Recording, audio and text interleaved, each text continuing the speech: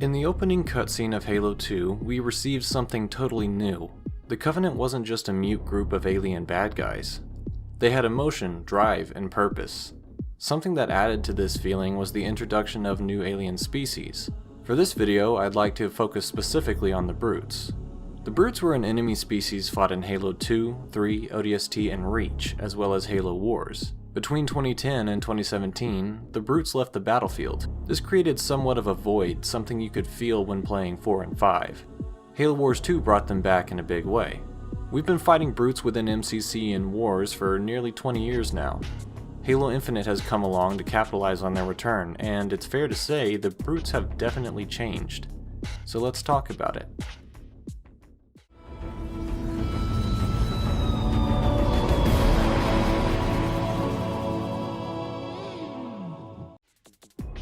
For the purposes of this video, we will discuss the change of the Brutes primarily in order of game release, not strict chronology. There will be clear through threads, but keep this in mind if something gets mixed around a bit. That said, let's dig in. The Brutes' debut came with Halo 2, where the species acted as an opposite to the Elites. The Brutes, aptly named, were large, strong, and not too mentally inclined. This made them easy underlings to the Hierarchs, the noble prophets of the Covenant. A notable Brute, Tartarus, brandished a hammer called the Fist of Rucht, and a sweet stylish mohawk. He also branded the Arbiter with the Mark of Shame, a symbol to embarrass him for all time to come. The Brutes, as Tartarus clearly exemplifies, enjoyed cruelty. The Arbiter, Thelvadami, was being judged for his inability to prevent the destruction of the Halo Ring from Combat Evolved. As he was in control of the Fleet of Particular Justice, the ultimate consequences fell to him. If only things worked that way with managers in real life. Either way, Tartarus saw this as a means to elevate himself and his kin within the Covenant hierarchy. The Elites had always been the primary troops and leaders, their combat prowess and honor unmatched. The traits they deemed important were all but absent from the Brutes, save for their combat proficiency. The Brutes were extremely strong and almost evil by human definition. In some deleted Halo 2 content, we can see Brutes ripping off the arms of Marines. This was probably deemed too graphic for the full release. Within the games, there are also mentions of the Brutes eating or threatening to eat different species, human or otherwise. I believe this also occurs in the books, specifically within one of the short stories from Halo Evolutions, but I sadly could not find it. Moving on within the story of Halo 2, the Prophet of Regret was slain by the Master Chief. Apparently there were more elites on the way to kill him, but the Prophet of Truth gave them orders to retract. At this moment in time, it is clear that the Prophet of Truth was looking to consolidate power by eliminating his equals. As a result of this issue, the remaining prophets chose to replace their honor guard with Brutes, enraging the loyal elites who had always been their protectors. Truth attempted to mitigate the situation, but none of them were having it. The Arbiter, suicidal and lacking purpose, spoke his mind but was then ordered to hunt for the sacred icon. Soon after, the Brutes began to betray the Elites by order of the Prophets. They have shed our brother's blood, and for that they must die. This was known as the Great Schism. It began with attempting to kill the Arbiter, claiming false responsibility for retrieving the sacred icon, which was required to start the Halo Rings. As a reminder, the Covenant believed that firing the rings would bring them into godhood. This was seen as a major boon to the credit of the Brutes. The Elites had begun to wisen up to the lies of the Prophets, eventually learning of Halo's true purpose from the Oracle, 343 Guilty Spark. These revelations were seeded here but more prominently expanded later on. It is shown clearly that the Prophets see Guilty Spark only as a tool. He was viewed as even more worthless by Tartarus who, being a brute, lacked any kind of delicacy and straight up shock yanked him early on. In the mission Gravemind, the Chief and the Arbiter are brought together by the Gravemind himself, who, like the humans, did not want the rings fired. Still deluded by the lies of the Covenant, the Arbiter was edified here of the Halo's true purpose. He later spends some time with Guilty Spark, further learning the truth. At the end of their discussion with the Gravemind, the being sends the Chief and Arbiter into different spots to locate the sacred icon and prevent the firing. The Master Chief was sent to High Charity to search one likely location. This is our first experience battling the Brutes, and one that I will always remember, for better or worse. Brutes! Brutes! Brutes!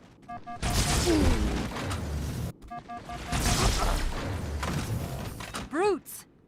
The brutes are massive, strong, and require very little armor to shrug off nearly anything they're hit with. The idea that blasting bullets straight into the fur of these beasts is still sometimes not enough to kill them is just insane. Needlers are a safe bet though, leading to a quick super combine that instills a fear of the pink mist. Their weaponry is suitably brutalistic, spiky, and roughly wrapped together. If all but one of the brutes in a pack are killed, the remaining brute will begin berserking, and boy do you want to stay away. They are fast, vicious, and more ruthless than the barrel-throwing Kongs you are used to. Their nature is completely different than the elites in that they quickly lose their temper and composure. While extremely strong, this is one poor trait of the brutes that often leads to their demise. So let's get back into the story. Once the Great Schism began, the Prophet of Truth loudly lied and proclaimed across all High Charity that the brutes were responsible for the retrieval of the icon. As such, they quickly gained in status and became the primary troops, replacing the elites that were slaughtered all across High Charity. Before too long, the Flood arrived on High Charity and began to infest. The Prophet of Truth allowed Mercy to die, directly after a near-compassionate moment from Tartarus. The group escaped in phantoms to the Anodyne Spirit, a Forerunner key ship in the middle of High Charity. Truth then used the key ship to head to Earth, the location of an important portal. During his travel, Tartarus took 2 humans to the control room of Delta Halo. Few remaining elite squads challenged and survived the brutes. Of these, the Arbiter and the Shipmaster were apart. Eventually, they sided with the humans to form a then temporary truce, uniting to prevent the firing of the Halo Ring. Tartarus had reached the control room, using Miranda keys as the means to activate Delta Halo with the sacred icon. Shortly after, Sergeant Johnson and the Arbiter worked together to kill him and deactivate the ring. Tartarus was a formidable opponent if one fought him correctly. Using a Banshee cheapens the fight quite a bit, although you can bring one in. The battle normally consists of waiting for Johnson to snipe his nebulous shields off so that you can put some damage in. Using the Fist of Rukt, Tartarus killed many elites as the Arbiter and Johnson worked to put him down. Finally succeeding, the newly formed alliance stopped the ring. However, a pulse was then sent out to the other Halos, placing them on standby for activation from a specific place, the Ark. It makes sense then that the Covenant's next priority would be reaching the Ark and activating the rings from there. But how to reach the Ark? Well, when the Forerunner key ship Anodyne Spirit left High Charity, it went on a direct course to Earth. Whether the Covenant realized this was humanity's homeworld is somewhat of a mystery, but hinted to be a surprise to them. What was here, however, was a portal to the Ark. It was found during the events of Halo 3 ODST, when the Covenant began glassing the continent of Africa. Beneath the sands of the deserts was the portal, which was eventually used in Halo 3 to bring the Covenant one step closer to their ultimate goal. The brutes of Halo 3 were quite different than their Halo 2 counterparts. They seemed altogether less wild and began to take on more of a hierarchy within themselves. There were miners, captains, and now more chieftains. Each chieftain, including some truly aspiring ones such as Sethagus, vied for the position of chieftain of the brutes, a title left vacant after Tartarus was killed. The different ranks now chose to wear armor indicative of their position. It would seem the Halo 3 brutes are a little more cautious now, choosing to protect themselves. They also shaved off a bunch of their hair. There seems to be a hierarchical reason for the different levels of hair within the brutes, with the lowest ranks allowed to have the least. In terms of similarities, the Halo 3 brutes are just as dumb as the Halo 2 ones, and just as irreverent. The brutes of Halo Wars were not something that was hugely interesting, at least not yet. So, with Halo Reach came a really weird take on the brutes. Again, these ones had the brutal weaponry and a ranking system of minors, majors, and chieftains. They were all nearly bald, however, and lacked really any sort of personality. They covered themselves in runes and tattoos, perhaps showing a strong deference to the Forerunners. Other than this description, there is really little to say. While writing the script, I obviously did not give the Reach brutes enough credit. At least they know how to throw a world is ending party. The brutes did not have a huge role other than replacing the main elite troops in some areas of battle. Their brutality showed slightly while attacking civilians in New Alexandria, but was really lackluster compared to what we've come to expect. After this, the brutes were largely removed from the franchise for the next 7 years, only to return in Halo Wars 2 under one of the most important brutes in all history, arguably more important than Tartarus himself. I of course am talking about Atriox. Atriox exemplifies very rare qualities of the brutes, namely intelligence. He watched his brothers fall in battle for a religious hegemony that they soon realized was simply using them as fodder. As he watched them die, he became bitter and cold, ultimately rejecting the great journey. Word gets around, and he was soon put on trial for his heresy. During this trial, an elite executioner ran a blade toward him, expecting to kill him. Instead, Atriox grabbed the blade bare-handed, stopping the blow and inspiring others around him to rebel. This rebellion grew large and quickly, leading to Atriox having his own faction called the Banished. He conscripted many warriors from all sorts of fields, and only did so if they truly wanted to join the cause. He would never force them, which is something he despised about the Covenant. His war, and theirs as well, would be to build an empire that would defend itself from any enemy it may face, so that they may always live as they want to, without the false bounds of religion or any other doctrine. The intellect and strategy of Atriox was extreme, leading to an intense battle on the Ark with the Spirit of Fire, who barely denied them control of the installation. It is somewhat of a mystery at the moment, the status of the Spirit of Fire. However, we do know that Atriox survived the events at the Ark and was able to move on to larger things, not all of which were beneficial to his cause. The brutes weren't all gifted with the same brain. The brothers Voridus and Pavium were given a mission to secure the remains of High Charity, which crashed to the Ark during the events of Halo 3. Upon being given this mission, one of the brothers decided it would be a good idea to go in search of treasure and materials. Little did they know, Flood still survived within High Charity and soon began to spread across that area of the Ark. Hastily fighting with all possible resources, the brothers managed to box in the infestation around High Charity.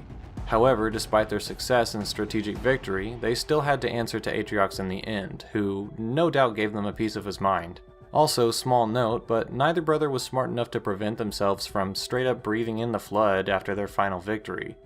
And as we know, one single flood spore can destroy a species. Who knows what happened to them after their punishment from Atriox? Maybe we've yet to see the end of the Flood. In the opening sequence of Halo Infinite, we see the UNSC Infinity as well as the Chief get absolutely wrecked by Atriox and the Banished.